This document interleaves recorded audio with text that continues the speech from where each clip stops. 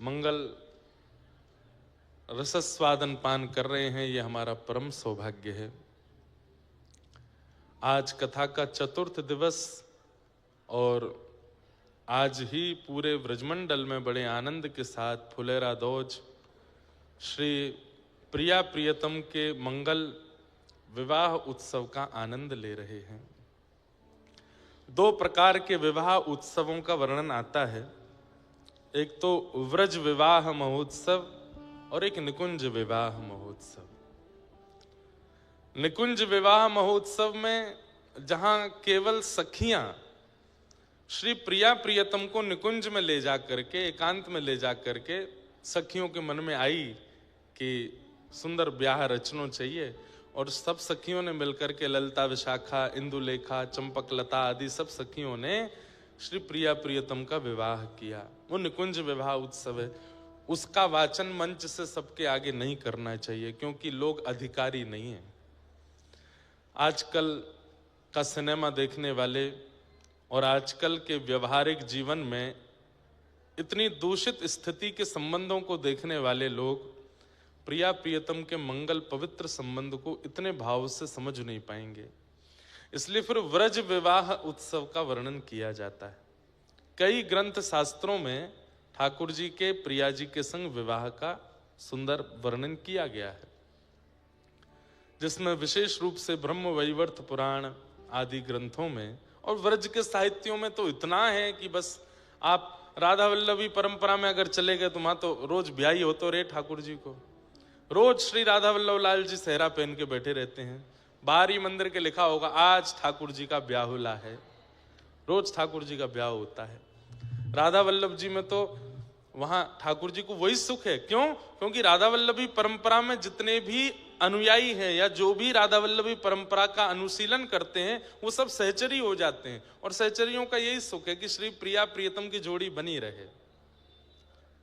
बसो मोरे नैनन में यह जोड़ी, एक हितवंश महाप्रभु को उपहार में दिया गया ये पद है। प्राचीन काल में जब आचार्य चरण विराजमान थे धराधाम पर, हितवंश महाप्रभु, श्री गोपाल भट्ट गोस्वामी जी, रूप सनातन गोस्वामी जी, श्रीमद वल्लभाचार्य जी, गोसाई श्री विठलनाथ जी, स्वामी श्री हरदास जी, श्री रामानुज आचार्य जी, सटकोप स्वामी जी आदि आदि ये सब आचार्य जब धराधाम पर थे तो ये अपने ठाकुर का जब उत्सव करते थे तो बाकी के आचार्य उपहार में मेवा, काजू, पिस्ता, बादाम, फल की डलिया ये नहीं लेके जाते थे।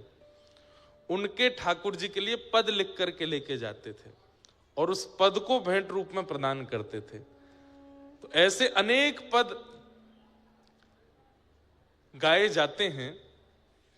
अब हमारे यहां अभी होली के पद गव रहे होंगे, पुष्टि मार्गियों में, हमारे हरिवंशियों में, हरदासियों में धमार के पद गाए जाते हैं।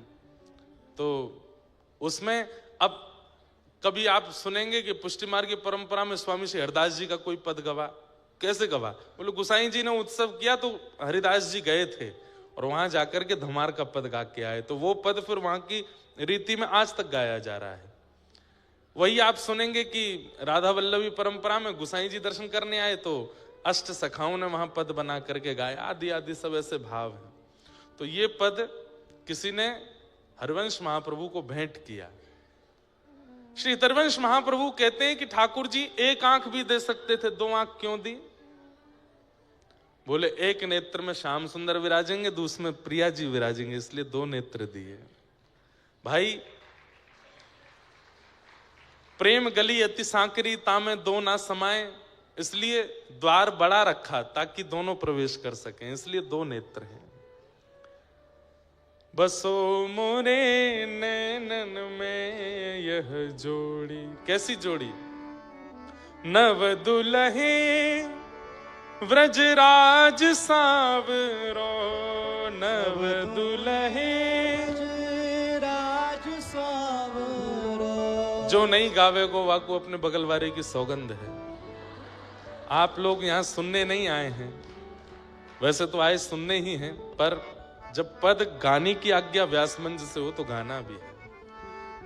क्या पता आप तो बेमन से गाओगे, पर आपका गायन सुन के बगल वाला भाव से गावे, उसके चित्त में ठाकुर जी आ जाए।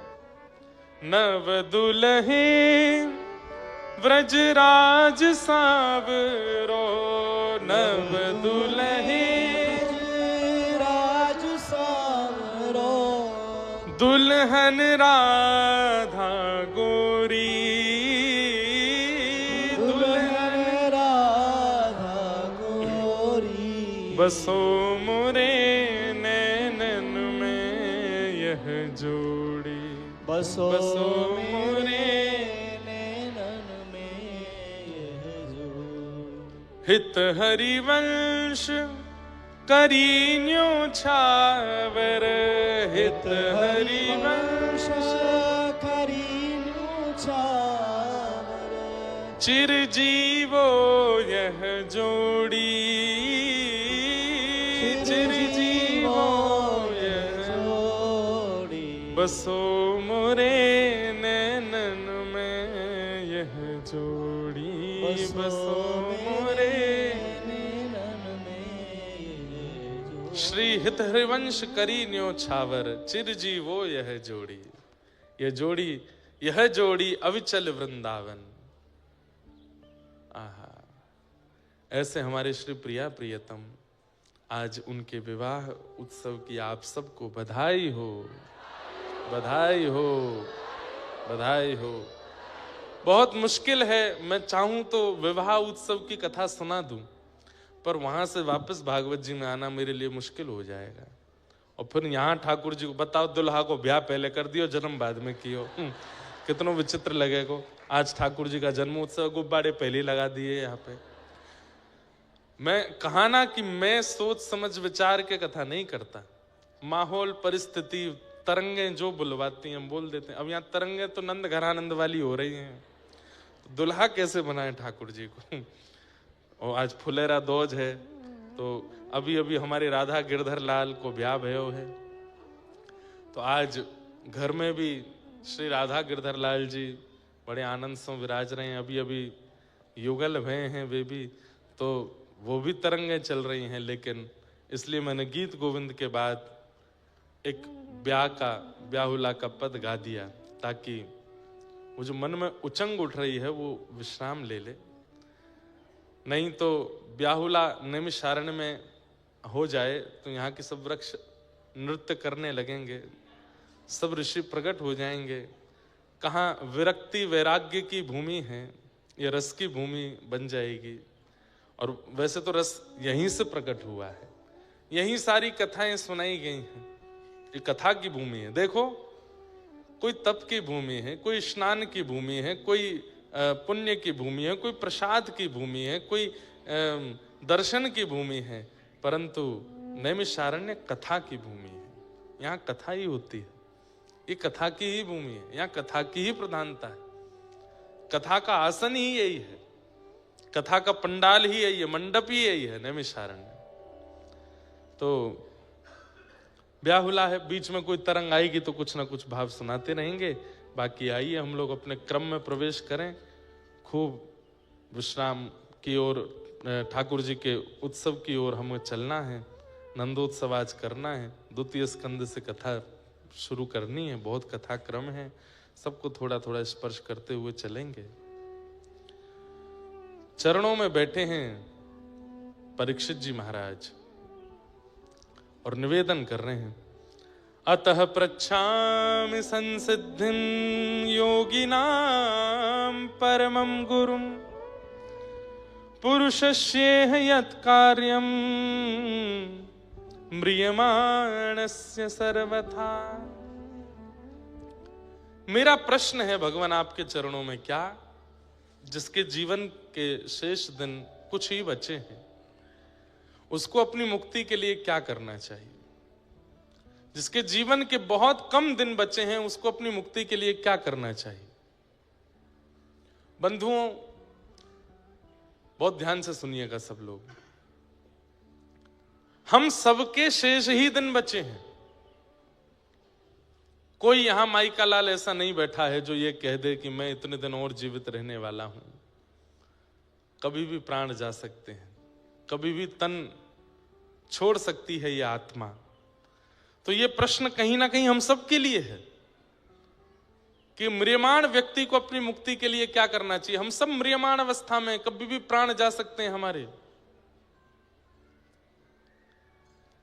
इसी प्रश्न को सुनकर के अब यहां से श्री सुखदेव जी महाराज कहना प्रारंभ करते हैं। वरीयाने शते प्रश्न क्रतो लोक हितम नृपः आत्मविद सम्मतः पुंसाम श्रोतव्यादिषु यप्परः। राजन, तुम जो पूछ रहे हो कि जल्दी मरने वाले की मुक्ति का उपाय क्या है, अगर तुमने ये लोक हित के लिए प्रश्न किया है तो ये प्रश्न उचित है। संसार समाज के लिए अगर ये प्रश्न किया है तो ये प्रश्न उचित है, लेकिन अपने लिए अगर किया है तो ये उचित नहीं है। सुखदेव जी की इस बात को सुनकर परीक्षित बोले, क्या मैं संसार में नहीं आता? सबके लिए पूछ रहा हूं तो ये उचित है, अपने लिए पूछ रहा हूं तो ये उचित नहीं है। इसका क्या अर्थ हो सकता है भगवान? बोले, तुम कौन हो? पांडवों के वंशधर हो। तुम वो बालक हो जिसने जन्म से पूर्व भगवत दर्शन किया है मातृगर्भ में। हमने कथा नहीं कही थी, जल्दी में स्पर्श करके निकल गए थे। उत्तरा के गर्भ में जब तुम विराजमान थे, उस समय अश्वत्थामा ने तुम्हारी हत्या करने के लिए ब्रह्मास्त्र छोड़ा था, तब ठाकुर जी ने गर्भ में जाके तुम्हारी रक्षा की।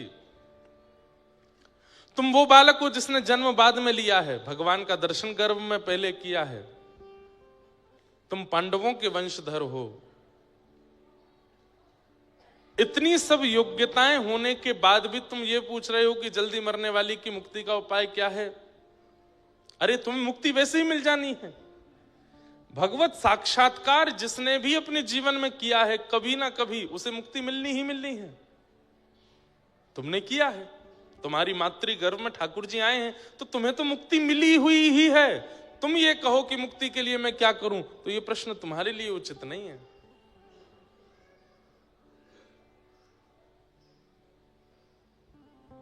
दूसरी बात, मुक्ति सबको मिली है। पूतना को भी मिली, अघासुर को भी मिली, बकासुर को भी मिली, कंस को भी मिली, रावण को भी मिली, कुंभकर्ण को भी मिली, इन सब राक्षसों को भी मिली जिन्होंने भगवान को खूब अपशब्द कहे। और वही मुक्ति राधे कृष्ण कृष्ण कृष्ण राधे गाने वाले हम आप सबको भी मिल जाए तो हम में और राक्षसों में अंतर क्या है? भाई श्रेणी में थोड़ा अंतर तो हो। सब लोग इधर देखिए, ध्यान से सुनिए कथा। हमने पूरा जीवन निकाल दिया। आज नैमिषारण्य में कथा हो रही है। कितने लोग ऐसे हैं बेचारे, सुबह झूठ बोल के घर से निकलते होंगे। जो लोग यहाँ 7 दिन रुकने आए हैं उनकी बात तो नहीं है, पर कई लोग ऐसे हैं जो दौड़ भाग करके सीतापुर से आ रहे हैं, हरदोई से आ रहे हैं, लखनऊ से आ रहे हैं, कानपुर से आ रहे हैं। उस सुबह कुछ ना कुछ बहाने बना के जाते होंगे। कथा सुनने के बात नहीं कहते, उनको कुछ और कह के निकलते होंगे। वो यहाँ आके कथा सुन रहे हैं। आपका परिश्रम व्यर्थ हो जाएगा यदि इतना सब कुछ प्रयास करके कथा सुनी, उसके बाद मुक्ति मिली और मुक्ति मिलते ही जैसे ही आप वैकुंठ पहुंचे तब आपने क्या देखा? अरे पूरा जीवन निकाल दिया, चप्पल घिस गई हमारी, कंठ अवरुद्ध हो गया, कीर्तन गाते गाते इतनी भागदौड़ करी, इतना परिश्रम किया भगवत प्राप्ति के लिए, और मिला क्या? पूतना के बगल वाला आसन। वहीं पूतना भी बैठी है, वहीं कंस भी बैठा है, वहीं अघासुर बकासुर धेनुकासुर सब बैठे हैं। अरे जब वैकुंठ प्राप्ति होनी ही थी तो हम भी पूतना की तरह ही उधमी बन के प्राप्त कर लेते।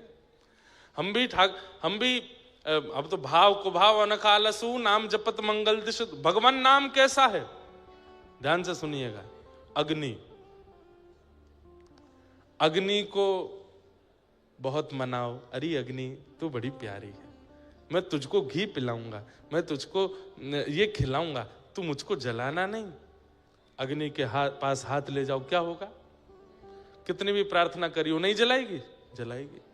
और भले ही आप अग्नि को 1000 गाली दे दो, तब छुओ तब भी जलाएगी। ऐसी भगवान नाम है। भाव से जपो चाहे बिना भाव के जपो, वो अपना प्रभाव तो करेगा, उसका प्रभाव तो होगा। वो अपना अपना स्पर्श से जो गतिविधि नाम से होती है वो होगी ही होगी। तो हमें तो इस बात का बड़ा कंसर्न है कि भाई इतनी कथा गा करके, इतना सब कुछ करके, इतनी मेहनत करके, इतना परिश्रम करके, जीवन पूरा ठाकुर जी को अर्पित करके मुक्ति मिली, और उसमें भी मुक्ति में क्या मिला? वही स्थान मिल गया जो सब राक्षसों को भी मिला है। तो फिर हम में और उनमें अंतर क्या है? ये सब बातें श्री सुखदेव जी महाराज परीक्षित को समझा रहे हैं। बोले मुक्ति प्राप्त करना बड़ी बात नहीं है, अंते नारायण स्मृति, जीवन भर तुमने भले कितना भी पाप किया हो, लेकिन अंतिम श्वास निकलते समय गलती से भी बोल दिया हे हरि, नारायण, गोविंद, मधुसूदन। अजामिल की कथा सुनिए, छोटे पुत्र का नाम नारायण था। यमदूत पकड़ने के लिए आए तो अपने पुत्र को बुला रहा था, नारायण बचाओ, नारायण आओ। इतने में ही विष्णुदूत आ गए और यमदूतों को भगा करके उसको वैकुंठ ले गए।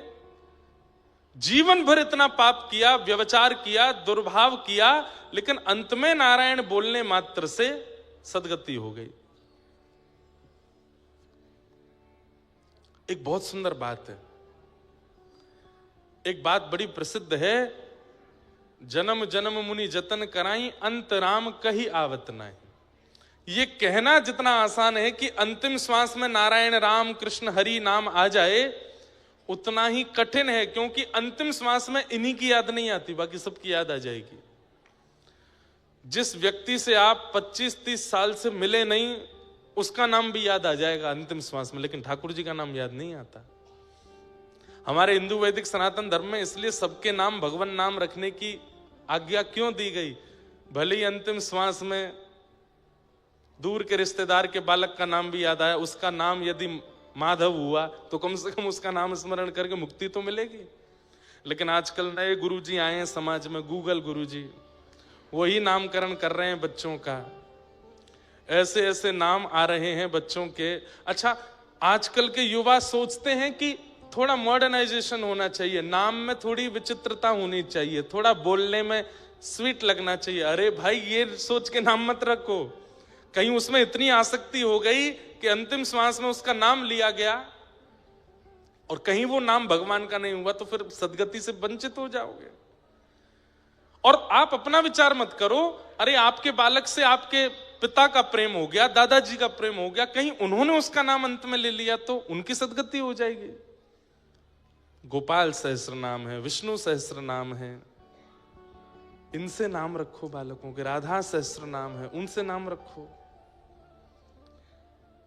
और गूगल पे ऐसे ऐसे नाम बताए जाते हैं, उसका क्या अर्थ है? अब मैं नाम बोलूंगा नहीं मन से, पता नहीं आप में से किसी के बच्चे का हुआ तो फिर दुखी हो जाओगे कि हमारे बच्चे का भी यही नाम है। पर नहीं, नाम भगवान नाम पर रखिए। क्या पता किसी व्यक्ति की आसक्ति आपके बालक में हो गई और उसने अंतिम श्वास में ले लिया नाम, तो कम से कम अपने जीवन के पापों से मुक्त तो हो जाएगा वो। इसलिए भगवान नाम रखिए बालकों का। वैसे अभी गूगल गुरुजी ने नाम धरे हैं, पूर्व समय में भी कई बड़े बुजुर्गों के नाम भी बड़े अलग होते थे। अब मिश्री देवी, जिनका नाम मिश्री है, उसका नाम कोई बोले अंतिम श्वास में तो कैसे मुक्ति मिले? मिश्री देवी बोल के कोई मरा होगा तो अगले जन्म में मक्खी ही बना होगा, ताकि मिश्री पे ही भिन बनावे। अंते अंते यामति सागति, अंत में जो सोच के मरते हैं वही मिलता है। और किसी का नाम है पिंकी, और वो मृत्यु के समय बहुत आसक्ति के कारण भूल गया हो पिंकी, अगले जन्म में क्या बनेगा वो? उसको मुक्ति तो नहीं मिलने वाली। निकनेम भी जो रखते हैं बच्चों के, वो इतने ऊटपटांग मत रखा कीजिए। अब बताओ, पप्पू कोई बोल करके अगर प्राण त्याग दे तो उसका क्या होगा?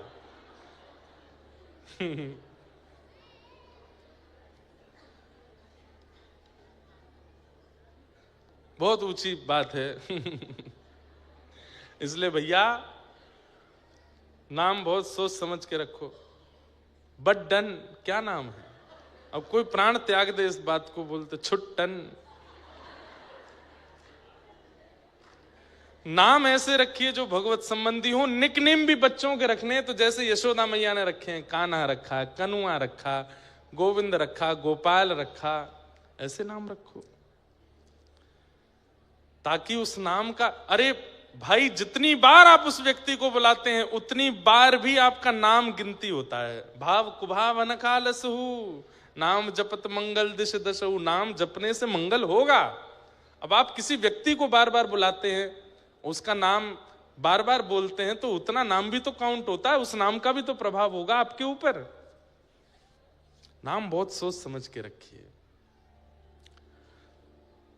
नाम बहुत सोच समझ के रखिए। तो क्या बता रहा था मैं? हाँ, अंते नारायण स्मृति, उससे भी मुक्ति मिल जाती है। अंत में कोई भगवान नाम ले ले तो मुक्ति निश्चित है। परीक्षित, मुक्ति प्राप्त करने के लिए 7 दिन की आवश्यकता नहीं होती। तुम कभी यह विचार नहीं करोगे कि एक ब्राह्मण बालक ने तुमको 7 दिन में मरने का श्राप क्यों दिया? उसने ऐसा क्यों नहीं किया कि उसने तुरंत हाथ में जल लेकर के कह दिया हो अभी अगले 7 मिनट में तक्षक सर्प डस दे और मृत्यु हो जाए राजा परीक्षित की। उसने 7 दिन क्यों दिए तुमको? कभी विचार नहीं करोगे इस बात का? ये सारी कड़ियां जुड़ी हुई हैं राजा परीक्षित। भगवान किसी के प्राणों की रक्षा कर रहे हैं, इसका मतलब ठाकुर जी उससे उम्मीद रखते हैं। ऐसे ही किसी को जीवित नहीं रखा जाता पृथ्वी पर। हर दिन मृत्यु तांडव करती है। हर दिन, हर क्षण एक व्यक्ति, 2 व्यक्ति मरते हैं। हर सेकंड में 2 लोगों की मृत्यु हो रही है। उस मृत्यु की गणना में हम इतने विलंब से क्यों आ रहे हैं? ताकि उतना समय ठाकुर जी हमको दे रहे हैं। भाई कोई एग्जाम दे रहा है बच्चा, टाइम ओवर हो गया, उसके बाद टीचर लेने के लिए आता है, बच्चा रिक्वेस्ट करता है 5 मिनट और दे दो। टीचर अगर दे देता है इसका मतलब वो टीचर चाहता है कि तुम पास हो जाओ, तुम अच्छा कर लो, तुम अपने इस क्लास को निकाल के आगे पहुंच जाओ। हम सब वही बच्चे हैं जिनको ठाकुर जी ने समय दे दिया है। हम सब वही बालक हैं कि ठाकुर जी, हमने कह दिया ठाकुर जी बस 50 साल और ठाकुर जी कह रहे हैं दे रहा हूं, अब तू निकल के दिखा इससे।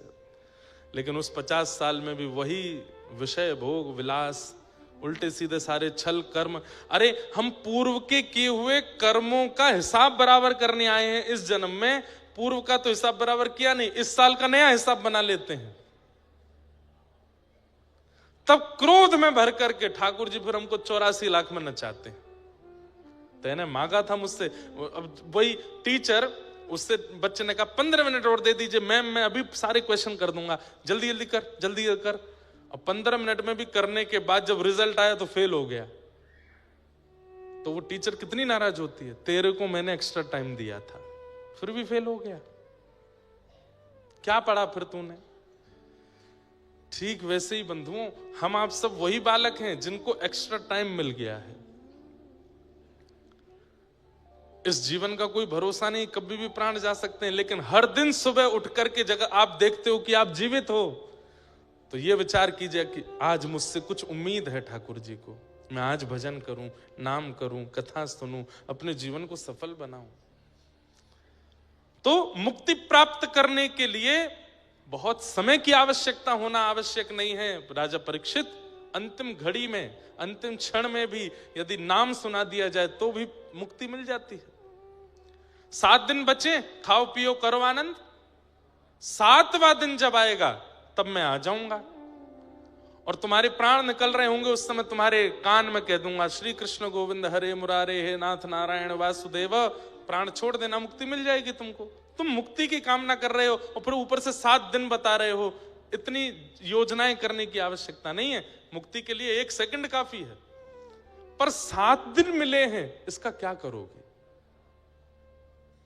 राजा परीक्षित बोले, मैं चरणों में प्रणाम करके कहता हूं, मुझे बताइए मैं क्या करूं?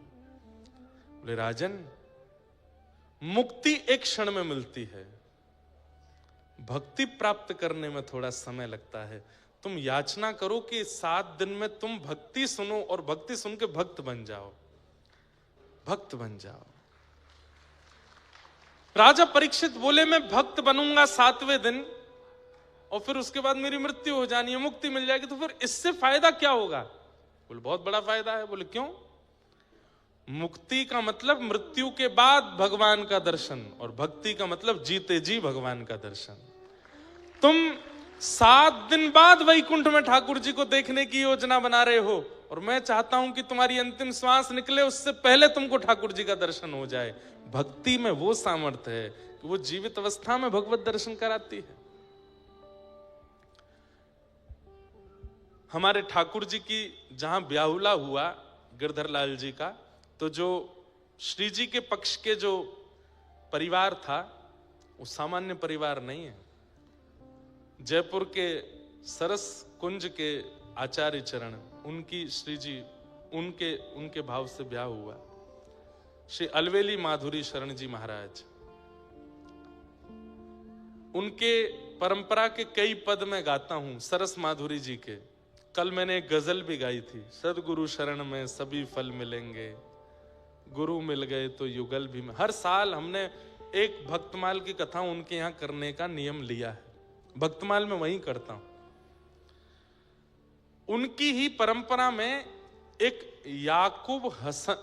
मोहम्मद याकूब करके एक भक्त हुए, उन्हीं की परंपरा में पूर्व में। उनका नाम श्री सरस माधुरी जी ने रखा था सनम। क्या नाम रखा था?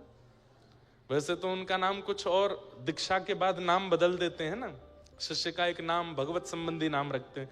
जैसे हमारी परंपरा में जब दीक्षा होती है तो गोवर्धन रामानुज दास या फिर यमुना रामानुज दासी, इन भावों से नामकरण होता है।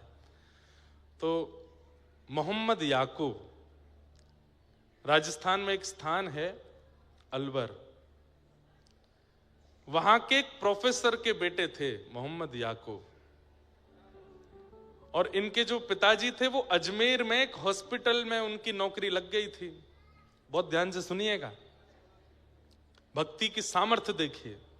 हम तो हिंदू हैं, हम तो वैष्णव हैं, हम तो कथा सुनते हैं, और मैं कोई अभिमानवश नहीं कह रहा हूं।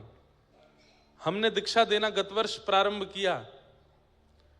उन दीक्षा लेने वाले सब वैष्णव बालकों में 4 बालक मुस्लिम भी हैं जिन्होंने दीक्षा ली है। जब दीक्षा लेने के लिए आते तो मैं पहले पूर्व का नाम पूछता हूं कि आपका नाम क्या है, तो नाम बताते हैं, और नाम के बाद फिर उस नाम से जो प्रेरणा मिलती है वो नाम गुरु प्रदत्त नाम उनकी शरणागति में रखते हैं। दिल्ली की बात थी, एक बालक आया, उसको दीक्षा दी। तो हमारे दीक्षा में 5 संस्कार होते हैं। 5 संस्कार में पहले तप्त मुद्रा दी जाती है, शंख चक्र, उसके बाद तिलक दिया जाता है, उसके बाद मंत्र दिया जाता है, और फिर नाम दिया जाता है। तो मुद्रा देने के बाद हमने पूछा तुम्हारा नाम क्या है? नेत्र सजल हो गए। मैंने क्या हुआ? बोले आप छोड़ तो नहीं देंगे? मैंने कहा क्यों छोड़ूंगा, नाम बताओ। आप मुझे मना तो नहीं कर देंगे? मैंने कहा मैं नहीं करूंगा, नाम तो बताओ। तो फिर उसने अपना नाम, कुछ अली करके नाम था, नाम बताया। बोले महाराज जी मैं रोज गीत गोविंद करता हूं, रोज कथा सुनता हूं, मैं बिहार का निवासी हूं, मेरा पूरा खानदान कट्टर मुस्लिम है, पर एक बार एक रील देख ली थी मैंने, और मैं उस समय बड़ी विषम स्थिति में था, प्राण त्यागने की स्थिति में था, और वो रील देख करके मैंने फिर ढूंढा कि कौन है। फिर मैंने उसके बाद कथा सुनी। मैं पिछले 2 साल से पूरी कथा सुनता हूं। मुझसे आप गीत गोविंद सुन लीजिए, मुझसे आप नारायण कवच सुन लीजिए, गीत गोपी गीत सुन लीजिए, मुझे सब याद है। घर वालों से छुप छुप के सब करता हूं। मेरी माँ मेरी सहायक है। मैंने उन्हें बताया कि मैं दीक्षा लेने वाला हूं, हिंदुओं के गुरुजी से दीक्षा ले रहा हूं। तो महाराज जी एक मेरे ऊपर कृपा है भगवान की, क्या मेरा पूरा खानदान गरीब है, बस मैं कमाने वाला हूं, इसलिए कोई उंगली नहीं उठा रहा है मुझ पर, तो इसलिए मैं दीक्षा लेने आया हूं। उसका हमने नाम रखा गिरधर प्रिय रामानुज दास। और मांस मदिरा बहुत दूर की बात है, प्याज लहसुन भी नहीं खाते वो। और जिस दिन से दीक्षा ली हमसे मिले भी नहीं है, बोले कि जब कुछ प्राप्त कर लूंगा तब आऊंगा आपके पास, आपको निराश नहीं करूंगा। आपने शरणागति की है तो आपको कुछ सुनाने के लिए या कुछ अनुभव करके ही आपके पास आऊंगा, तब तक मुख नहीं दिखाऊंगा आपको। मैंने कहा जय हो भैया। तो मोहम्मद याकूब अलवर में रहते थे, उनका चरित्र है पूरा। पिताजी एक हॉस्पिटल के हेड बन गए थे अजमेर में, तो पिताजी ज्यादातर अजमेर रहते थे, कभी कभी अलवर आते थे। इनकी माताजी जो थी वो भी मुस्लिम थी, लेकिन जैसे बच्चों को कईयों को नॉवल पढ़ने का शौक होता है, किताब पढ़ने का शौक होता है, इनकी माँ ने भी बचपन में कई किताबें पढ़ी और पढ़ते पढ़ते उनके हाथ रामचरित्र मानस पढ़ गए। और उन्होंने जब मानस जी को पढ़ा, तुलसीदास जी के कृत मानस जी को, तो इतना मन लगा, उसको पढ़ती रही। इनके पिता ने, माँ ने, सबने डांटा, तेरा ब्याह होने वाला, ये छोड़ दे। ये छुपा करके मानस जी अपने घर ले आई और अपने पति से छिपके पढ़ती थी। लेकिन जब पति की नौकरी लग गई अजमेर में तो ये बड़ी खुश, पूरे दिन मानस जी पढ़ती थी। तब इनको किसी ने कह दिया कि तुमने मानस जी पढ़ ली, अब एक बार वाल्मीकि रामायण भी पढ़ो। अब वाल्मीकि रामायण संस्कृत में है, उसकी हिंदी टीका तो है नहीं, उस समय नहीं थी। तब मोहम्मद याकूब ये डॉक्टरी की पढ़ाई कर रहे थे अलवर में। तब इन्होंने अपने पुत्र से एक दिन कहा, बोले तुम पढ़ने में इतने अच्छे हो, जो चाहते हो वो पढ़ लेते हो, अपनी माँ की एक इच्छा पूरी करोगे? बोले कहिए ना माँ, मैं क्या करूं? तो बोले कि है तो विपरीत बात, पिता को पता चले तो हो सकता है कि मारपीट तक उतर जाए, और समाज को पता चले तो बहुत बड़ा बहिष्कार, मृत्यु दंड तक मिल सकता है। लेकिन मेरी एक इच्छा है, मेरा मन इतना राम में लग चुका है, मैं इतना ज्यादा उनमें खो चुकी हूं, चलते फिरते मुझे राम दिखते हैं।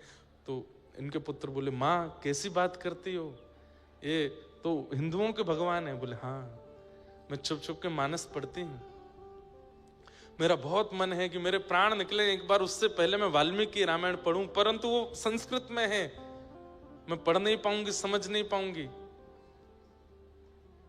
मैं क्या करूं मां?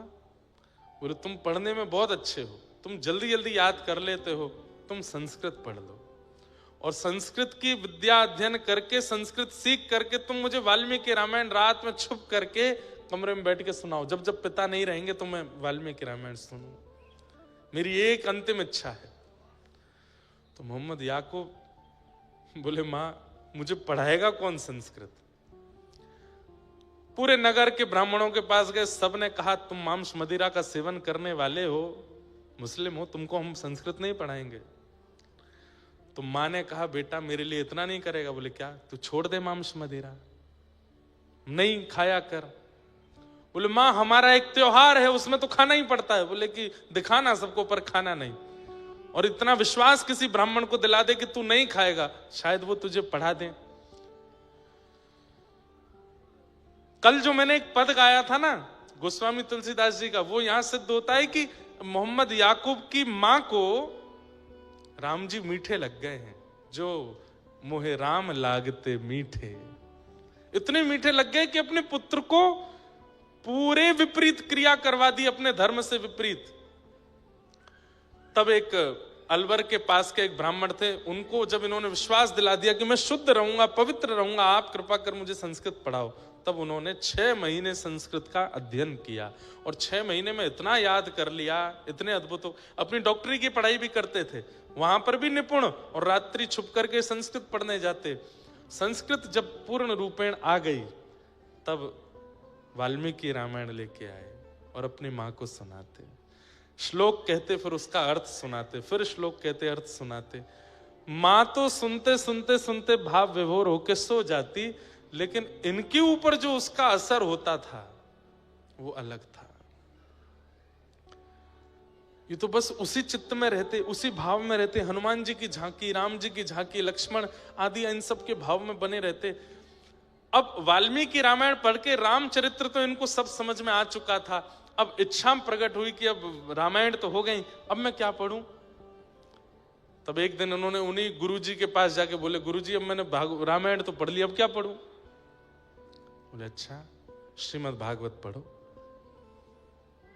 और जैसे ही श्रीमद् भागवत प्रदान की, प्रथम द्वितीय तृतीय चतुर्थ पंचम षष्ठम सप्तम अष्टम नवम, और जैसे ही दसम स्कंद में पहुंचे और गोपी गीत का पाठ किया है, गोपी गीत का पाठ करते ही मेरो मन गिरधर छवि पे अटक्यो, सजल श्याम घन वरण लीन है, फिर चित अनंत न भटक्यो, मेरो मन गिरधर छवि पे अटक्यो। अब तो अलवर में दिखने वाली पहाड़ियां इनको गिरिराज जी दिखने लगे, अलवर में दिखने वाले सरोवर राधा कुंड कृष्ण कुंड लगने लगे, बहनी वाली नदियां यमुना जी लगने लगी, और दिखने वाला हर श्याम वर्ण का व्यक्ति कृष्ण लगने लगा।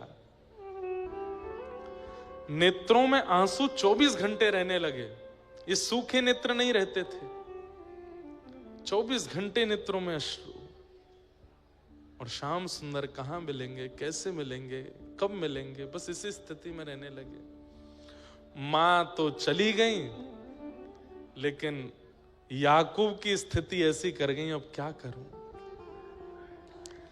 एक दिन लाइब्रेरी में बैठ करके कुछ पढ़ रहे थे, तभी इन्होंने वहां देखा कि किसी के सिर पर तिलक है और वो किताब पढ़ रहा है और दूसरे हाथ में माला जप रहा है।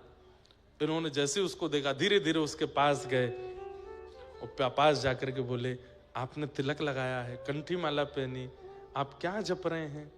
बोले, मेरे गुरुदेव ने मंत्र दिया है, इस मंत्र से भगवत प्राप्ति होगी, प्रिया प्रियतम की प्राप्ति होगी। ये चरणों में गिर गए, मुझे ये मंत्र दे दीजिए, मुझे भी उनका दर्शन करना है। बोले, तुम तो मुस्लिम हो। बोले, मैं हूं, पर मैं जन्म से होऊंगा, शरीर से होऊंगा, पर मेरा मन पूर्ण रूपेण। अब ये तो वहीं बैठ के गोपी गीत सुनाने लगे, सारे भाव सुना दिए। बोले, मैं पूर्ण योग्य हूं, आप मुझे स्वीकार कर लीजिए, कैसे भी करके मंत्र दे दो। बोले, मंत्र मैं नहीं दे सकता, मंत्र तो गुरु देते हैं। बोले, अपने गुरुदेव से मिलवा दीजिए। तब इन्होंने कहा, परसों गुरुदेव घर आ रहे हैं, उनका सत्संग है, 600-700 वैष्णव आएंगे, तुम भी आना, चुपचाप आके बैठ के सुनना। श्री सरस माधुरी शरण जी महाराज घर आए और मोहम्मद याकूब बैठ करके सुन रहे थे। दीक्षा लेना तो दूर की बात, जैसे ही गुरुदेव आए हैं, उनकी रूप देखते ही, उनकी झांकी देखते ही, उनकी चाल, उनके नेत्र, उनका मुखमंडल देखते ही ये मूर्छित होकर गिर पड़े। इनको ऐसा लगा जैसे मानो प्रिया प्रियतम एक तनु होकर के मेरे सामने आ गए। होश में लाए, बोले, तुम कुछ कहना चाहते हो, बात करो। बोले, कुछ नहीं, मेरे सारे समाधान पूर्ण हो गए। बोले, तुम्हें दीक्षा की, दीक्षा भी हो गई, इनके दर्शन ही दीक्षा है, बस ये जो आज्ञा कर दें वो। उन्होंने भी हृदय से लगाया और दीक्षा प्रदान करी। और इनका नाम वैसे तो कुछ सरस करके कुछ नाम रखा, प्रिय सरस ऐसे करके कुछ नाम रखा, लेकिन फिर गुरुदेव को बहुत इनको देख करके बड़ा आनंद आता था, तो इनका नाम सनम साहब रख दिया। क्या नाम रखा? सनम साहब। और सनम साहब जी ने फिर ऐसे ऐसे पद गाए हैं, ऐसे ऐसे भाव गाए हैं श्री प्रिया प्रियतम के मिलन के। अनुपम माधुरी जोड़ी हमारे श्याम श्यामा की, ये सब भाव उसी परंपरा के हैं। तो मुक्ति मतलब मृत्यु के बाद भगवत दर्शन, और भक्ति मतलब जीते जी ठाकुर जी का अनुभव। चाहे आप किसी जाति में हो, बिरादरी में हो, परंपरा में हो, कैसे नहीं हो, इससे कोई फर्क नहीं पड़ता। भक्ति जीवन में आ जाती है तो जीते जी ठाकुर जी का अनुभव होने लगता है। ठाकुर जी अनुभूति ही कराते हैं, ये बात लिख लीजिएगा, अनुभव ही होता है उनका। जैसे उस दिन नंदू भैया को यहां पर कोई डाल मचलती हुई दिखी, अब आप भूत प्रेत नहीं मानना, जिनको देख के भय लगे समझो वो भूत प्रेत है, और जिनको देख करके और देखने की इच्छा हो, जिस अनुभूति को देख करके, जिस भाव को देख करके और समीप जाने की इच्छा हो, समझ जाना वो अबनॉर्मल स्थिति जो दिख रही है वो ठाकुर जी ही हैं, वो आपको ही अनुभव करा रहे हैं। भक्ति तुम भक्ति चुनो, मुक्ति नहीं। श्री परीक्षित जी महाराज ने तुरंत सुखदेव जी के चरणों में प्रणाम किया और प्रणाम करते हुए कहा, भगवान अब मुझे मुक्ति की याचना नहीं है, क्या करें? समीचीनम बचो ब्रह्मन् सर्वज्ञस्य त्वानघ तमो विशीर्यते मह्यम हरे कथयतः कथा। अब मुझे कुछ नहीं चाहिए नाथ, बस आपके चरणों में प्रणाम करते हुए अब हरि की कथा सुनाओ। मेरी चिंता का विषय अब ये नहीं है कि मृत्यु के बाद मुझे मुक्ति मिले, अब चिंता का ये विषय है कि मेरे प्राण निकले उससे पहले हरि मेरे सामने आ जाए, मैं उनका दर्शन कर लूं, मैं उनका अनुभव कर लूं, बस यही मुझे चाहिए और कुछ मुझे नहीं चाहिए। श्री सुखदेव जी महाराज ने यही बात जान करके, यही बात समझ करके अब यहां से कथा सुनाना प्रारंभ किया है, कथा सुनाना प्रारंभ किया। सबसे पहले तो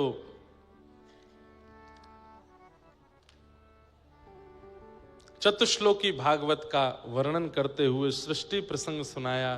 तत्पश्चात उद्धव विदुर मिलन और वहां विदुर जी का मैत्रेय मुनि के आश्रम पे जाना और मैत्रेय मुनि के द्वारा श्री उद्धव जी महाराज को, विदुर जी महाराज को कथा श्रवण कराना, सृष्टि का प्रसंग सुनाना, सब सुनाया। तत्पश्चात भगवान के कृपा से पृथ्वी पर प्रथम मानव के रूप में स्वयंभू मनु शत्रुपा आए, जिन्होंने यहाँ नैमिषारण्य में तप भी किया। स्वयंभू मनु शत्रुपा की 3 पुत्री हुई, आकुति, देवहूति, प्रसूति। 2 पुत्र हुए, प्रियव्रत और उत्तानपाद। अब यहाँ देवहूति माता का प्रसंग सुनाया गया, जहां देवहूति जी का विवाह कर्दम ऋषि के साथ में हुआ और संतान के रूप में भगवान कपिल प्रकट हुए। बोलो कपिल भगवान की। 9 पुत्री हुई, 10वें पुत्र के रूप में कपिल भगवान आए। देवहूति माता के साथ में इनका सुंदर संवाद हुआ, जिसे दर्शन शास्त्र, सांख्य शास्त्र भी कहते हैं कपिल देवहूति संवाद। देवहूति माता ने कई प्रश्न किए और उन प्रश्नों का उत्तर यहां श्री कपिल भगवान दे रहे हैं। निर्वीणानितरां भूमन् असद इंद्रिय तर्षणात् येन संभाव्यमानेन प्रपन्नांधम तम प्रभु। देवहूति माता ने प्रथम प्रश्न किया है, बहुत ध्यान से सुनिएगा। हमारे शरीर में 10 इंद्रियां हैं। कितनी इंद्रियां हैं? 5 ज्ञान इंद्रिय, 5 कर्म इंद्रिय। ज्ञान इंद्रियां उनको कहते हैं जिनसे आपको कुछ अनुभव होता है। कर्म इंद्रियां उनको कहते हैं जिनसे आप कुछ करते हो। सुंदरता का अनुभव आंखों से होता है, प्रथम ज्ञानेंद्रिय। स्वर का अनुभव कानों से होता है, द्वितीय ज्ञानेंद्रिय। स्वाद का अनुभव जीभ से होता है, तृतीय ज्ञानेंद्रिय। सुगंधि का अनुभव नासिका से होता है, चतुर्थ ज्ञानेंद्रिय। सर्दी और गर्मी का अनुभव त्वचा से होता है, 5वीं ज्ञानेंद्रिय। तो आंख, नाक, जीभ, कान और त्वचा, ये ज्ञानेंद्रिय हैं। हाथ, पैर, मुख और 2 उपस्थ गुप्त इंद्रिय, ये 5 कर्मेंद्रियां हैं। ये 10 इंद्रियां हैं। और देवहूति माता यहां क्या प्रश्न कर रही हैं कि हम समस्त इंद्रियों से भोग भोगते हैं, पर भोग भोगते भोगते जीवन निकल जाता है, इच्छाएं पूरी नहीं होती कभी भी। हे नाथ, मैं ऐसा क्या करूं कि मेरी इच्छाएं विश्राम ले लें, मेरी इच्छाएं विराम हो जाएं। इच्छाएं विश्राम होती हैं हमारी? कितनों खवाए लो, जीव कभी मानती नहीं। कितना भी दिखा लो, नेत्र कभी संतुष्ट होते नहीं। कितना भी सुना लो, कानों को शांति मिलती नहीं। कितना भी स्पर्श करा लो, त्वचाएं फिर भी स्पर्श के लिए ही भागती रहती हैं। तो यहां पर प्रश्न यही किया गया कि इन इंद्रियों की इच्छा पूरी करते करते हम नरकगामी होते जा रहे हैं। नाथ, ऐसा कोई उपाय बताओ कि हमारी इंद्रियों की इच्छाएं समाप्त हो जाएं। तब भगवान कपिल उत्तर देते हुए कहते हैं, आहा, चेतः खलवस्य बंधाय मुक्तये चात्मनो मतिं गुणेषु सक्तं बन्धाय रतं वा पुंस मुक्तये। बहुत ध्यान से सुनिएगा, इस विषय पर पीएचडी करते हैं लोग। इतना अद्भुत और इतना ज्ञानवर्धक विषय है ये कपिल विभूति संवाद। कपिल भगवान क्या उत्तर दे रहे हैं? बोले मैया आंखों को दोष मत दो, कान को दोष मत दो, नाक को दोष मत दो, जीभ को दोष मत दो, हाथ पैरों को दोष मत दीजिए। तो बोले इन सबको कंट्रोल करने वाला चित्त है, मन है। जीव की इच्छा नहीं होती मुझे पिज्जा खिलाओ, मन की इच्छा होती है।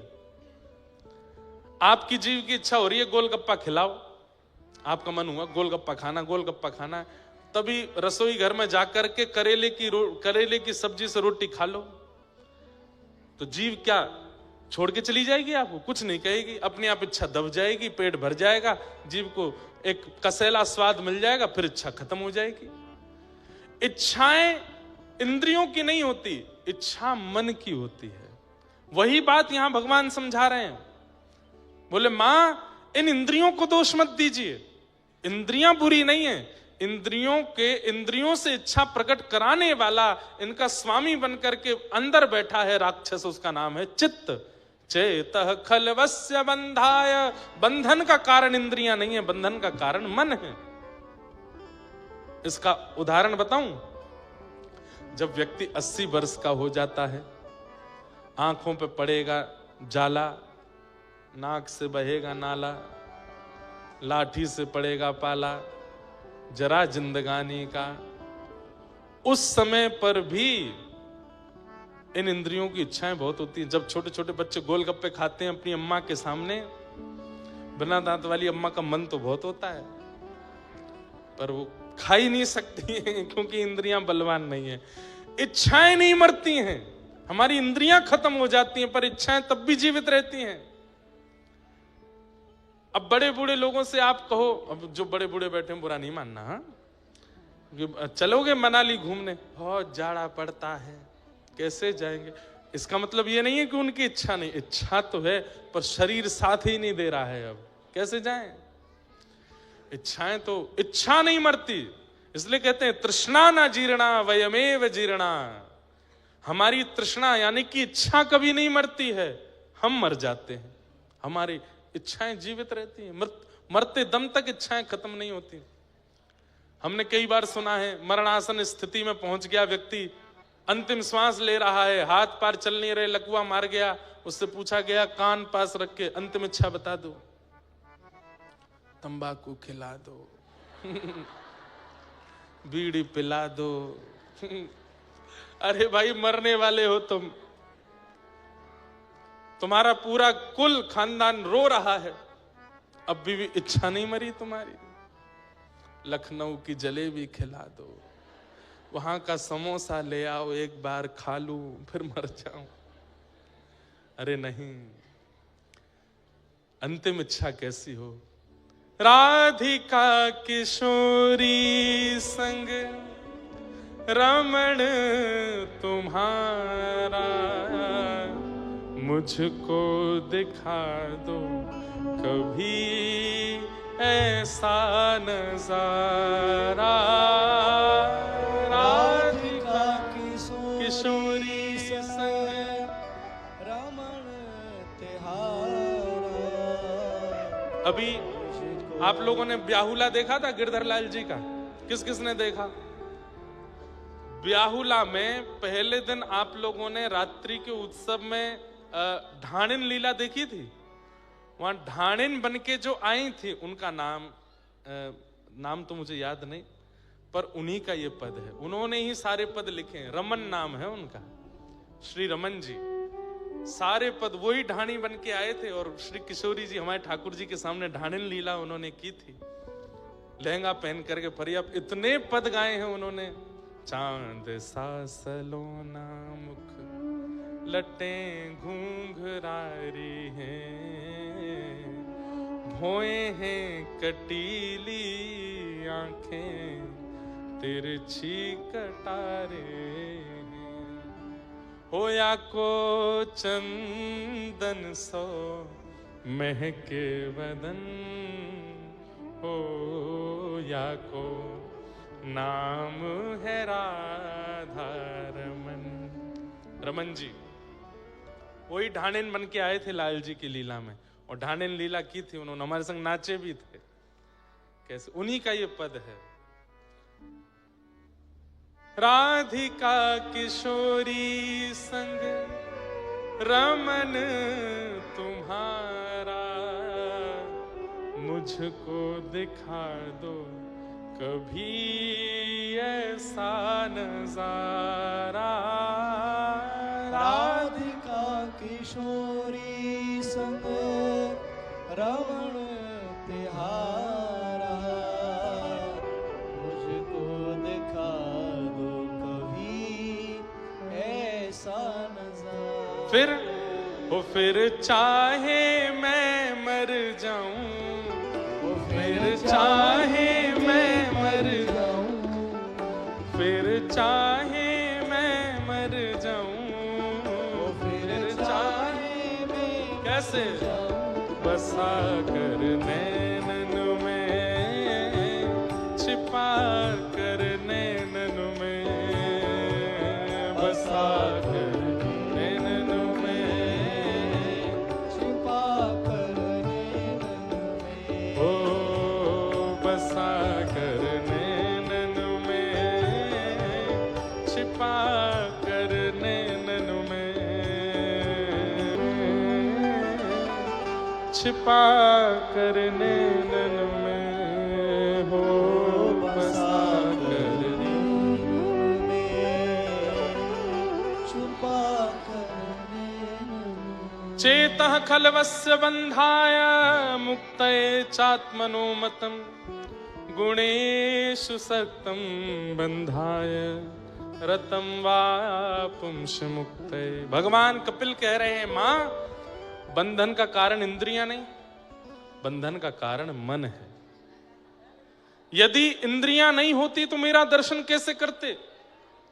नेत्र नहीं होते मेरा दर्शन कैसे होता? कान नहीं होते मेरी कथा कैसे सुनते? जीव नहीं होती मेरा प्रसाद कैसे पाते? हाथ नहीं होते करताल कैसे बजाते? चरण नहीं होते परिक्रमा कैसे करते? अरे ये इंद्रियां हैं तो मेरी प्राप्ति हो सकती है, इंद्रियां नहीं होती तो मेरी प्राप्ति भी नहीं हो पाती।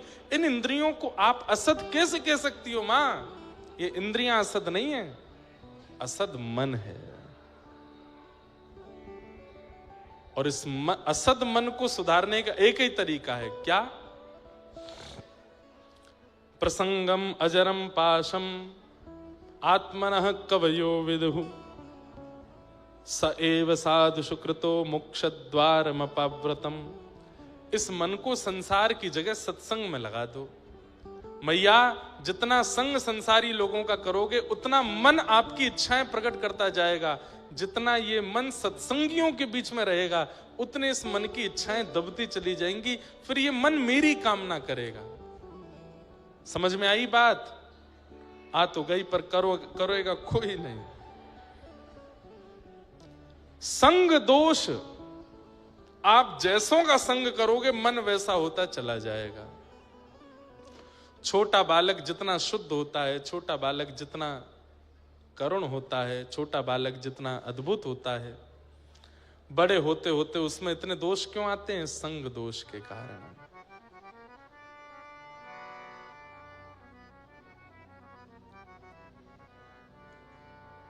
माता जी को मार्ग दे दो जाने का, पहले तो कूद फाद के आगे आएंगी, फिर बीच में जाती हैं।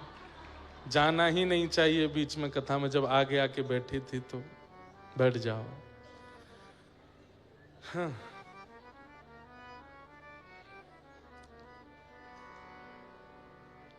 तितिक्षव कारुणिका श्रुहृद सर्वदेहिनां, अजात शत्रवः शांता साधवः साधुभूषणात्। ये पंच लक्षण बताए हैं। ये पंच लक्षण जिसमें हो उसका संग करना चाहिए। भगवान कह रहे हैं सबसे पहला सहनशीलता, पेशेंस, जो कि आज की तारीख में 99% लोगों में नहीं है। पेशेंस नहीं है। लोग बाग कहते हैं आजकल बच्चों को डिप्रेशन हो जाता है, आजकल बच्चे एंजाइटी के शिकार हो जाते हैं। डिप्रेशन एंजाइटी पहले भी थी, लेकिन पहले लोग इतने ज्यादा बलवान होते थे कि वो जीवन में आई परिस्थिति से लड़ना जानते थे। आजकल के बच्चे जानते ही नहीं है। जैसा चाहते हैं वैसा जब नहीं मिलता है तो परेशान हो जाते हैं।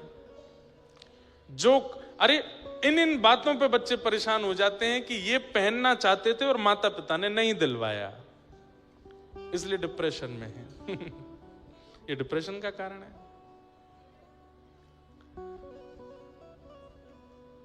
यहां जाना चाहते थे घूमने पर माता पिता ने मना कर दिया। अब तो खैर माता पिता की आज्ञा वाला समय चला गया, अब तो अपनी इच्छा से कर लेते हैं, और वह भी नहीं कर पाए तो दुखी हो जाते हैं, परेशान हो जाते हैं, विचलित हो जाते हैं।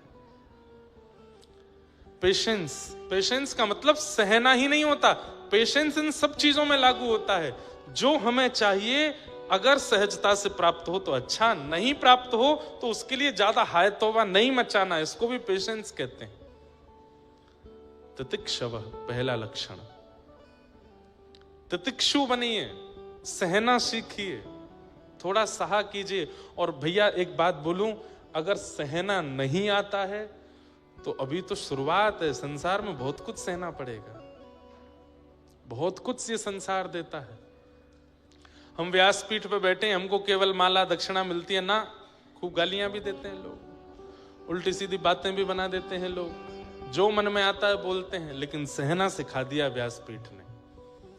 इसलिए हमको बहुत माला पहनाने वाले और फोटो खिंचाने वाले मिलते हैं तो अभिमान चित्त में नहीं आता। क्यों? क्योंकि गाली देने वाले लोग भी हैं, उल्टा सीधा बोलने वाले लोग भी हैं, और कई बार माला पहनाने वाले ही गालियां देते हैं। इसलिए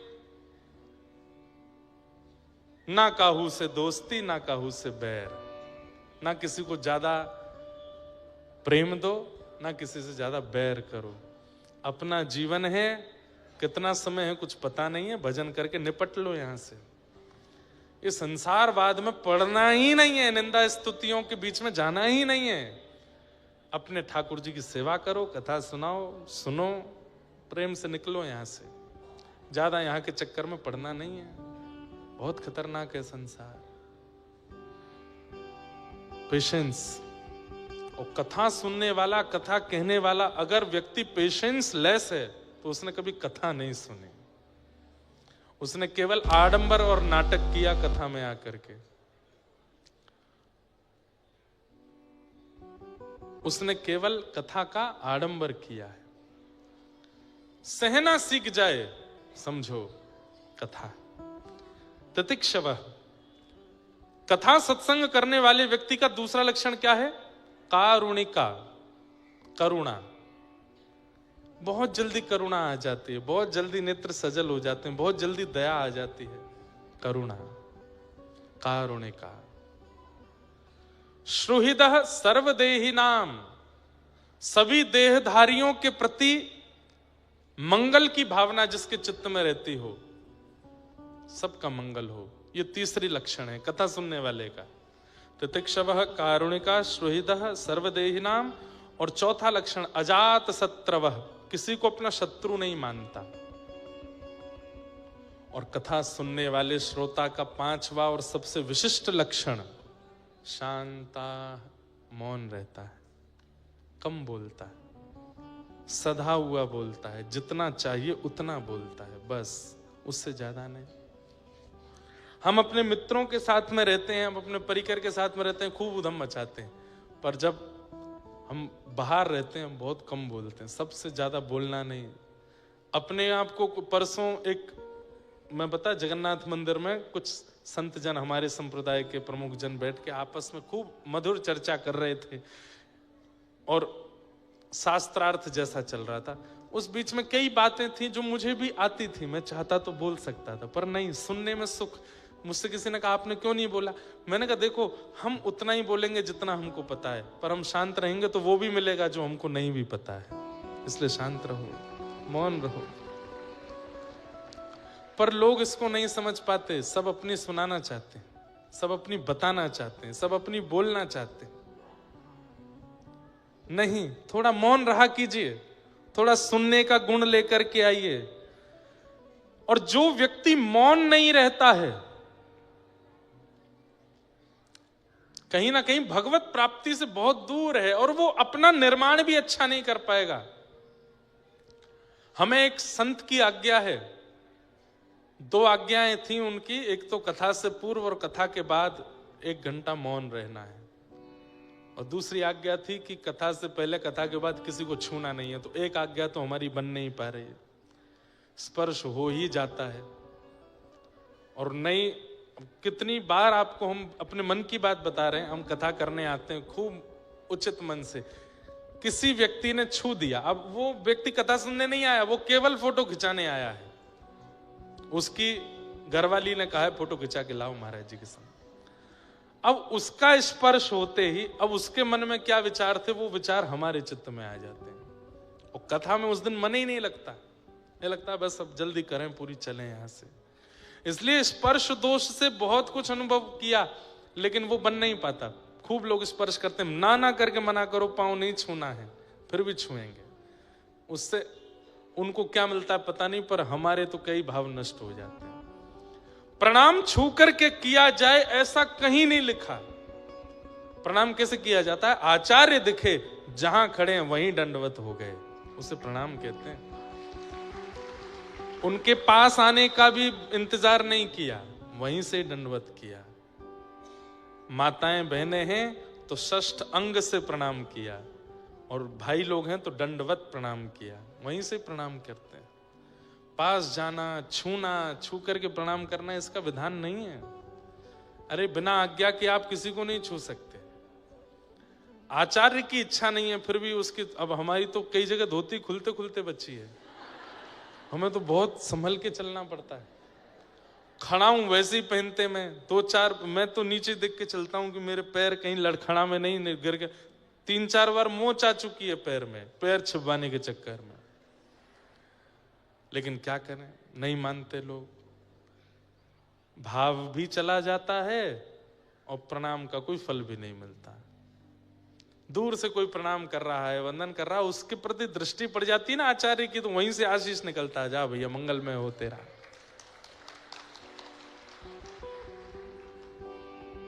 और मार्ग अवरुद्ध करके तो बिल्कुल प्रणाम नहीं करना चाहिए। मतलब कोई जा रहे हैं कहीं और आप सामने से प्रणाम, सामने से तो प्रणाम ही नहीं होता, सीधे प्रणाम नहीं करना चाहिए। देखो, प्रणाम करना सीखिए। सदैव मंदिर में ठाकुर जी के सन्मुख सीधे लेट के प्रणाम नहीं, ठाकुर जी के दाहिने से बाएं की ओर, और आप लोग ठाकुर जी की ओर खड़े तो आपके बाएं से दाहिने की ओर। मतलब अगर अभी खाटू श्याम जी आए तो हमको प्रणाम इधर से इधर करना है। उसके पीछे कारण क्या है? ठाकुर जी जब एक स्थान पर विराजमान हो जाते हैं तो ठाकुर जी के बाम अंग में सब ऋषिजन आचार्यजन खड़े होकर के वंदना करते हैं। अगर आप बाएं ओर से प्रणाम करोगे तो आपकी कमर और पैर उन ऋषियों की ओर हो जाएगी। सामने से लक्ष्मी जी प्रणाम करती हैं और आदि आदि देवी देवता प्रणाम, सामने से प्रणाम करोगे तो उनके प्रति चरण हो जाएंगे। और इधर हमारे पितृजन खड़े होते हैं तो उनकी ओर हम करके प्रणाम करते हैं, तो अपनी ओर से भी प्रणाम हो जाता है, अपनी परंपरा की ओर से भी प्रणाम हो जाता है। इसलिए सदा दाएं से बाएं लेट करके प्रणाम करना चाहिए, आचार्यों को या ठाकुर को, किसी को भी सीधे नहीं। प्रणाम का भी नियम है, स्पर्श करके नहीं करना चाहिए जब तक आचार्य और ठाकुर की इच्छा ना हो। मंदिर में आप छू नहीं सकते ठाकुर जी को, पुजारी ही छूते हैं। ऐसे ही आचार्य भी जब तक आज्ञा ना दें तब तक उनको छूना नहीं चाहिए। तो कथा सुनने वाले के लक्षणों में दिखने लगता है कि वो कथा सुनता है, और उसका एक विशिष्ट लक्षण है कि वो कम बोलता है, मौन रहता है, वो सुनने में ज्यादा रुचि रखता है, कम बोलता है। ये 5 लक्षण हैं: सहनशीलता, दया, सबके प्रति मंगल की भावना, अशत्रुता, किसी के प्रति शत्रुता नहीं, और मौन। ये 5 लक्षण यदि किसी व्यक्ति के अंदर आ जाएं तो उसका मन एकाग्र होना शुरू हो जाएगा, उसकी इंद्रियां फिर विचलित नहीं रहेंगी। मां, ये 5 लक्षण जीवन में ले आए। और यदि ये 5 लक्षण फिर भी ना आ रहे हों तो उसके लिए अष्टांग योग है। अष्टांग योग क्या है? यम, नियम, आसन, प्राणायाम, प्रत्याहार, ध्यान, धारणा और समाधि। जिस प्रकार शरीर के मोटे होने पर उसके योग होते हैं, ऐसे ही मन के विचलित होने पर उसके भी योग आसन है। सबसे पहला यम, इंद्रियों की इच्छाओं को पूरा ना करना। इंद्रिय कह रही है लखनऊ चलो, नहीं जाएंगे, यहीं रहो। क्यों जाना है? शॉपिंग करा लो, नहीं करनी, यहीं रहो। इंद्रियों की इच्छाओं को दबाना, मारना, ना पूरा करना, इसको यम कहते हैं। दूसरा, जीवन में कोई नियम होना। एक नियम निश्चित जीवन में होना चाहिए, सदनियम, यम, नियम। तीसरा है आसन, एक आसन पर ज्यादा देर बैठने का प्रयास करो, बार बार आसन बदलना नहीं चाहिए। यम, नियम, आसन। तीसरा प्राणायाम, प्राणायाम की कोई भी विधि करो और प्राणायाम करते समय भगवान नाम उच्चारण करते रहो। वैसे तो पूरक, रेचक, कुंभक इनके विषय में बताया गया। एक श्वास नली से श्वास अंदर लें और उस समय भगवान नाम लें। दोनों श्वास नली को बंद करके श्वास को ब्रह्मरंध्र में लेके भगवान नाम लें। दूसरी श्वास नली को छोड़ते हुए जब श्वास छोड़ें तब भगवान नाम लें। ये सब मन को एकाग्र करने के तरीके हैं। यम, नियम, आसन, प्राणायाम। और फिर पांचवा प्रत्याहार, आहार की शुद्धि। कहीं भी नहीं खाना है, कुछ भी नहीं खाना है, व्यवस्थित खाना है। और ध्यान, धारणा, समाधि, ये तीन आपको करने नहीं पड़ेंगे। ये 5 हो गए तो ये 3 अपने आप हो जाएंगे। अष्टांग योग बताए, 25 तत्वों का वर्णन आदि आदि सब किया, बहुत सुंदर है, सबको वर्णन किया। सिद्धेभूति माता सिद्धता नाम की नदी बन करके बहने लगी। कपिल भगवान गंगा सागर में जाके विराजमान हो गए। बोलो कपिल भगवान की। आगे प्रसंग अब हम जल्दी जल्दी पूर्ण करेंगे। श्री उत्तानपाद राजा के 2 ब्याह हुए। बड़ी पत्नी के पुत्र ध्रुव, छोटी पत्नी के पुत्र उत्तम। ध्रुव जी महाराज छोटी माँ की डांट के कारण वन में गए। वन में जाके भजन किया, भगवान प्रसन्न हुए, उनकी स्तुति गाई। 36,000 वर्ष तक ध्रुव जी ने राज्य किया। ध्रुव जी के वंश में पूरी वंशावली उनकी बताई गई। उन्हीं के वंश में बैन नाम के एक राजा हुए। उन्हीं के शरीर के घर्षण से पृथु महाराज प्रकट हुए, जिनकी कृपा से इस धरती को पृथ्वी कहा गया। जिन्होंने 10,000 कान ठाकुर जी से वरदान में मांगे कि 2 कान आपकी कथा सुनने के लिए बहुत कम है नाथ, कृपा करके 10,000 कान मुझे प्रदान करो। भूगोल खगोल का वर्णन किया गया, नरकों का वर्णन किया गया।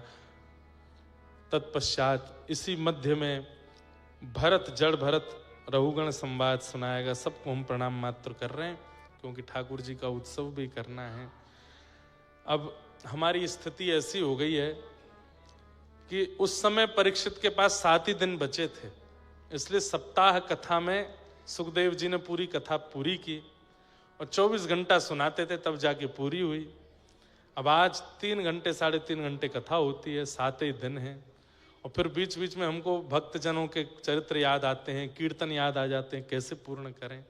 इसलिए आज के युग की आवश्यकता को देखते हुए जो विषय उपयुक्त लगता है उस विषय को कह करके पूर्ण करते हैं। बाकी साल में एक कथा हम ऐसी करते हैं जो मासिक कथा होती है, 1 महीने की। वो कथा गत वर्ष नासिक में हुई थी। इस वर्ष मासिक कथा का समय नहीं दे पाए हैं तो 15 दिन की कथा है नासिक में। प्रहलाद चरित्र तक पूर्व में कथा हुई थी। अब इस बार महाराज जी की वहां की आज्ञा होगी तो प्रहलाद चरित्र से आगे का प्रसंग वहां विस्तार से सुनाएंगे।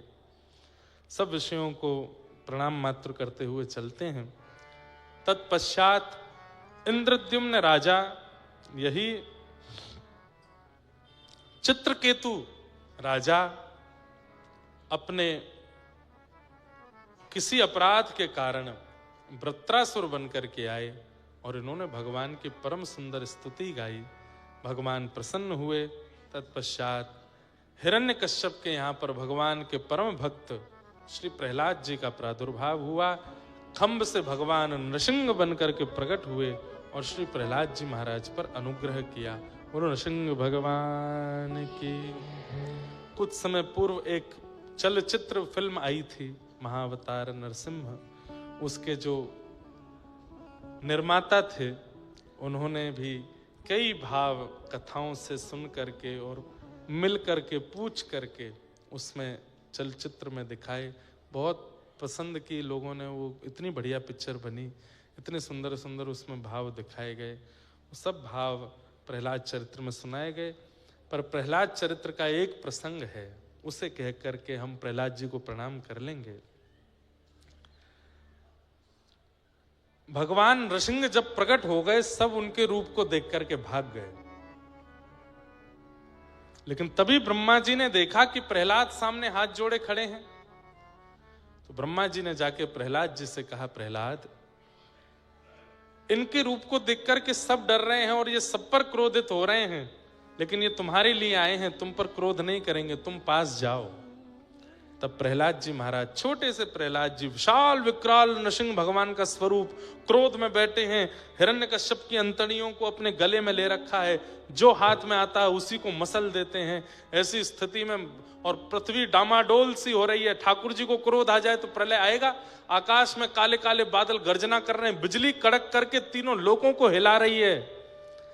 सब सोचने लगे कि अब तो प्रलय आएगा, क्योंकि भगवान का क्रोध शांत नहीं हो रहा है।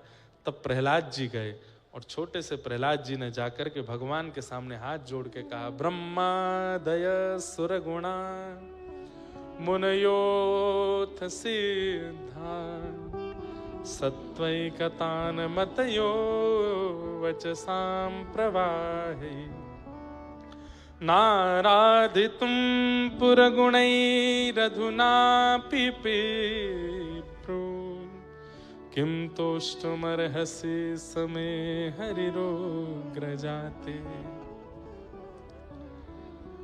हे नाथ, इंद्रादि देवताओं जैसी वाणी नहीं है मेरी। वो तो लच्छेदार धारा प्रवाह संस्कृत बोलते हैं।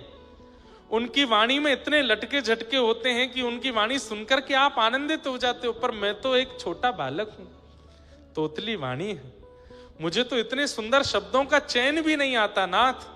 पर फिर भी मैं आपकी स्तुति गा रहा हूं, क्योंकि मैं जानता हूं आप ये नहीं देखते कि देव स्तुति कर रहे हैं कि मानव स्तुति कर रहे हैं। अरे नारायण खिल गुरु भगवन नमस्ते। एक नदी में फंसा हुआ गजेंद्र जो जानवर है, वह भी जब आपकी कमल दिखा करके स्तुति गाता है तो आप उसकी रक्षा करने भी जाते हो। उससे मेरे मन में यह विश्वास उत्पन्न हुआ कि आप ये नहीं देखते कि स्तुति गाने वाला कौन है, आप ये देखते हैं कि उसका चित्त पवित्र कितना है। हे नाथ, आप कृपा करके मेरे लिए पधारे, कृपा कर क्रोध मत कीजिए। भगवान तुरंत क्रोध भूल गए, प्रहलाद जी को उठा करके गोद में बिठा लिया, अपनी जीभ से चाटने लगे, अपना हाथ सिर पर फेरने लगे, अपने हृदय पर बार बार लगाने लगे। कुछ मांगो प्रहलाद, मैं तुम्हें कुछ देना चाहता हूं। तब प्रहलाद जी कहते हैं, काहम रजः प्रभव ईश तमोधिकेस्मिन् जातः सुरेतर कुले त्वनबान कंपा न ब्रह्मणो न भवस्य न वै न माया यन्मेर्पितः शिरसि पद्म कर प्रसाद। हे नाथ, आपने कभी ब्रह्मा जी को गोद में बिठाया? नृसिंह भगवान बोले, कभी नहीं। आपने कभी महादेव के गाल को चाटा? बोले, कभी नहीं। आपने कभी लक्ष्मी के सिर पर हाथ फेरा? बोले, कभी नहीं। बोले, जो ब्रह्मा को नहीं मिला, महादेव को नहीं मिला, पराम्बा जगदम्बा लक्ष्मी को नहीं मिला, वो एक दैत्य बालक प्रहलाद को मिल गया। अब इसके बाद मैं क्या मांगू? कुछ भी तो नहीं चाहिए नाथ, आपने सब तो दे दिया मुझको। मैं ब्रह्मा से भी ज्यादा योग्य हूं, मैं महादेव से भी ज्यादा योग्य श्रेष्ठ हूं, मैं लक्ष्मी से भी ज्यादा श्रेष्ठ आपकी नजरों में हूं, इसलिए आप ये मुझे दे रहे हैं। अब मैं इसके बाद क्या मांगू नाथ? आहा, ठाकुर जी बिकते जा रहे हैं बार बार प्रहलाद की बातें सुन के। तब ये प्रसंग इतना अद्भुत, हमने वो फिल्म जिन्होंने बनाई उनसे भी कहा ये वाला प्रसंग दिखाना था। बोले, महाराज जी अब कभी दोबारा बनाएंगे तो दिखाएंगे। ये एक प्रसंग है। कौन सा? अब जो मैं सुनाऊंगा। श्री नृसिंह भगवान कहते हैं प्रहलाद जी से, प्रहलाद, मैं इतना भयावह रूप धारण करके आया हूं कि मेरे साथ निरंतर रहने वाली परांबा जगदंबा लक्ष्मी भी मुझे देख करके भाग गई यहां से। मेरे इस रूप के तेज को, मेरे इस क्रूर रूप को, मेरे इस भयावह रूप को कोई सहन नहीं कर पा रहा है। अरे मारना तो बहुत दूर की बात, 10 अरब सैनिकों को मारा, 10 करोड़ जाने 10 अरब सैनिकों को मारा था नरसिंह भगवान ने हिरण्यकश्यप के। कहते हैं उनमें सबको कैसे मार दिया? ठाकुर जी ने तो 10-15 हजार ही मारे थे, बाकी तो देख के ही मर गए। इतने भयावह थे ठाकुर जी, बाकियों के प्राण तो देख के निकल गए। इतनी खतरनाक रूप में ठाकुर जी आए हैं। श्रीमद् भागवत में वर्णन आता है, यक्षों ने स्तुति गाई, किम पुरुषों ने स्तुति गाई, सब ने आकर के स्तुति गाई, पर स्तुति गा के जैसे ही नेत्र खोल के ठाकुर जी को देखते सब भाग जाते हैं वहां से, कोई देख नहीं पा रहा है। वे सब लोग तो समय समय पे मेरा दर्शन करते हैं प्रहलाद, पर तू तो एक छोटा सा बालक है। मुझे ये तो पता है तूने ऐसा कभी नहीं सोचा था कि मैं ऐसा आऊंगा बन करके।